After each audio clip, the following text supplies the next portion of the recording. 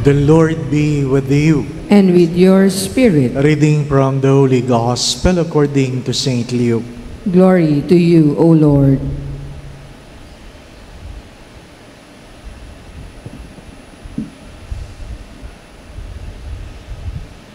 While the crowd was pressing in on Jesus and listening to the word of God, he was standing by the lake of Gennesaret. He saw two boats there alongside the lake. The fishermen had disembarked and were washing their nets. Getting into one of the boats, the one belonging to Simon, he asked him to put out a short distance from the shore. Then he sat down and taught the crowds from the boat. After he had finished speaking, he said to Simon, "Put out into the deep water and lower your nets for a catch." Simon said in reply, "Master, we have worked hard all night and have caught nothing, but at your command I will lower the nets." When they had done this, they caught the great number of fish, and their nets were tearing. They signaled to their partners in the other boat to come to help them. They came and filled both boats, so that the boats were in danger of sinking. When Simon Peter saw this, he fell at the knees of Jesus and said, "Depart from me, Lord, for I am a sinful man." For astonishment at the catch of fish they had made seize him and all those with him, and likewise James and John, the sons of Zebedee, who were partners of Simon. Jesus said to Simon, "Do not be afraid. From now on you will be catching men." When they brought their boats to the shore, they left everything and followed him.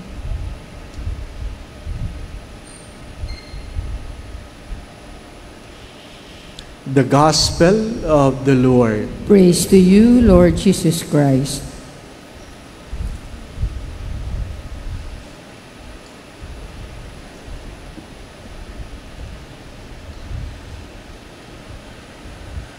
After parking my car,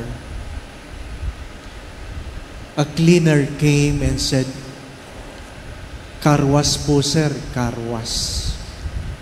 And I look at my car, hindi pa naman ganun kadungis. But I said, "Sige po, magkano?" And I paid, and I left, and the guard said, "Malinis pa, Father ah." Ngumiti lang ako. And he understood. My car don't need to be clean, but the cleaner need the job. My car don't need to be clean, but the cleaner need the job. Minsan, hindi naman natin kailangan bumili ng bulaklak doon sa mga nagtitinda dyan sa kalye. Pero kailangan nila ang benta. A simple lesson in life.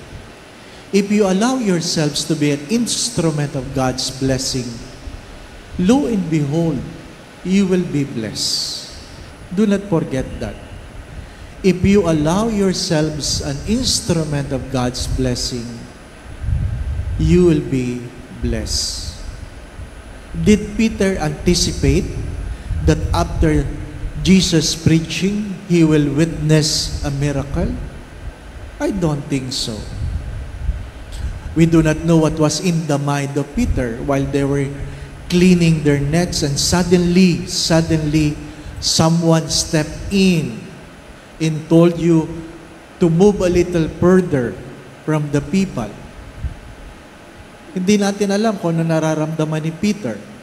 Hindi natin alam ang nasa isip ni Pedro habang nagsasalita ang Diyos, habang siya'y naglilinis.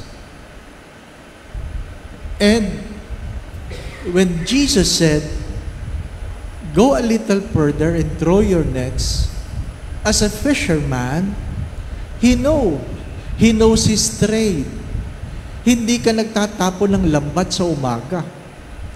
Hindi ka nagtatapon ng lambat sapagkat masyadong maliwanag at nakakalat ang mga isda.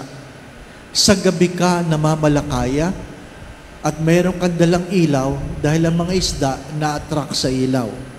At pag sila'y lumapit na, saka mo itatapon ang iyong lambat. But in the morning, you don't do that. Peter knows what he is doing. And yet, look at the words. As you say so. As you say so. And, of course, we know what had happened. Perhaps Peter was thinking, or you and I were thinking, God knows where to throw his net. And that is false. You might be thinking God knows where to throw his net. And that is not true. It might be true, but less of the truth. What is the truth? Wherever you throw the nets, God can call the fish to enter the nets. Yun ang milagro. Ang milagro, hindi alam ng Diyos kung saan niya dapat ibato ang lambat. Ang milagro ay kaya niyang utusan ng isda na pumasok sa lambat. Yun ang milagro. My dear friends, my brothers and sisters, if you allow yourselves to be an instrument of God for His mission, you will be blessed. You will witness God's blessing. What is the first reading trying to tell us? If you keep on praying for other people, not only for yourselves, you will receive blessings. You will even receive forgiveness, as the first reading have said. You will even receive not only the blessing, but even the forgiveness of God. Bakit? Kasi kadalasan kanya-kanya tayo eh. Kanya-kanyang simba, kahit sa pamilya, kanya-kanyang dasal. Mayroon ba dito na mag-anak na tinatanong ng mga magulang ang anak, anong prayer intention niyo? Magsisimba ako. Meron pa ba? Hello? Meron pa bang magulang na nagtatanong sa mga anak, magsisimba ko ngayon, meron kayong intention? Wala na. Meron bang asawang tinatanong asawa, magsisimba ko, meron ka bang gustong ipagdasal? Hello? Wala na, di po ba? Ang mahirap na eh. Yung misis lang nagsisimba. At pinapamisahan ng asawa. At nire-request sa choir, kantahin naman natin ito, kunin mo, Diyos. Di ba? Akala mo, gustong-gusto niya magbigay. Pinamimigay pala, mister. Di po ba, ano? Kakantahin ba ngayon yung Panginoon, maawa ka? Hindi po pinapakanta ni Father, kantahin naman natin. Nakakaawa na ako. Pag namatay yung asawa, magpapamisa pa rin. Kantahin naman natin to. Magpasalamat sa Panginoon. Mahirap yung kanya-kanyang misa. It's good to ask ourselves. You want to be blessed, but do you allow yourselves to be an instrument of God's blessing? Ask yourself. Ang problema, hindi mo naman ginagamit. Hinihiram lang. Pwede bang hiramin ito? Hindi, gagamitin ko yan. Ilan sa atin ang madamot? As if, ikamamatay natin pag pinahiram natin. Di po ba, ano? Sabi ni Mother Teresa ng Calcutta, pag mayroon kang maraming sandalya, sapatos na hindi mo nagagamit, may mga taong naglalakad ng yapak kasi yung para sa kanila nasa iyo.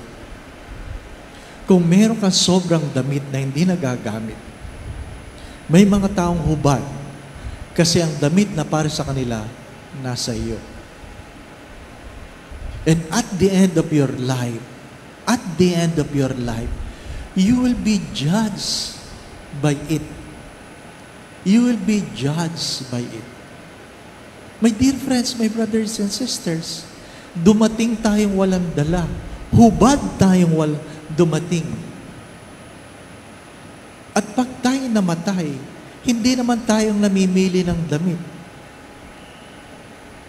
May magdadamit para sa atin. At alam natin, lahat ng damit ng patay, sira ang likod. Alam niyo ba yon? Punit ang likod. Bakit?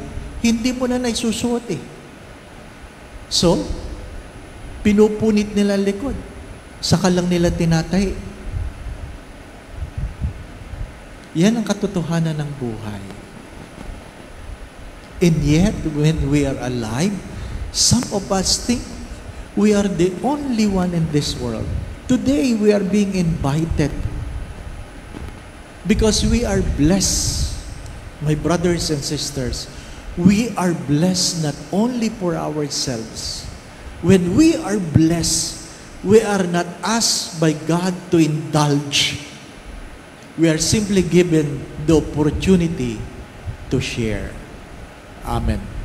Tomorrow, the Nativity of Our Lady, we will have 4 Masses, 7:15, 12:15, 4:30, and 6 o'clock in the evening. We will add the 4:30 Mass.